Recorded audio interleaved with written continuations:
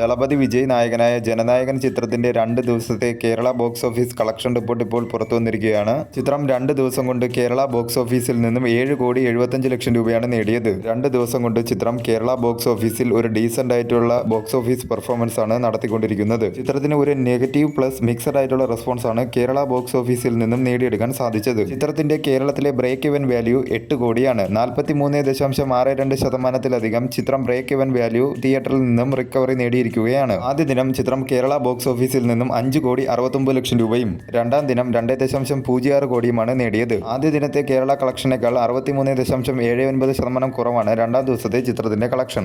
3,49,00,000 രൂപയാണ് കേരള വിതരണക്കാർക്ക് ഷെയറായി 2 ദിവസം കൊണ്ട് ലഭിച്ചത്. വരും ദിവസങ്ങളിൽ ചിത്രത്തിൽ നിന്നും നല്ല രീതിയിലുള്ള ഒരു കളക്ഷൻ തന്നെ പ്രതീക്ഷിക്കാവുന്നതാണ്. 2023 തെലുങ്കിൽ റിലീസ് ചെയ്ത ഭഗവത് കേസരി എന്ന ചിത്രത്തിന്റെ ഒഫീഷ്യൽ റീമേക്ക് കൂടിയാണ് ജനനായകൻ എന്ന ചിത്രം. ജനനായകൻ ചിത്രം ഒരു ബിലോ ആവറേജ് ആണെന്നുള്ള അഭിപ്രായമാണ് പൊതുവെ ഉയർന്നു വരുന്നത്. എന്നാൽ വിജയുടെ സിനിമാ കരിയറിലെ ലാസ്റ്റ് ചിത്രം എന്ന നിലയിൽ എല്ലാവരും ഒരു ഇമോഷണലോട് കൂടിയാണ് ഈ ചിത്രത്തെ സമീപിക്കുന്നത്. വരും ദിവസങ്ങളിൽ മികച്ച രീതിയിലുള്ള കളക്ഷൻ ലഭിക്കുമെന്ന് തന്നെയാണ് പ്രതീക്ഷിക്കുന്നത്.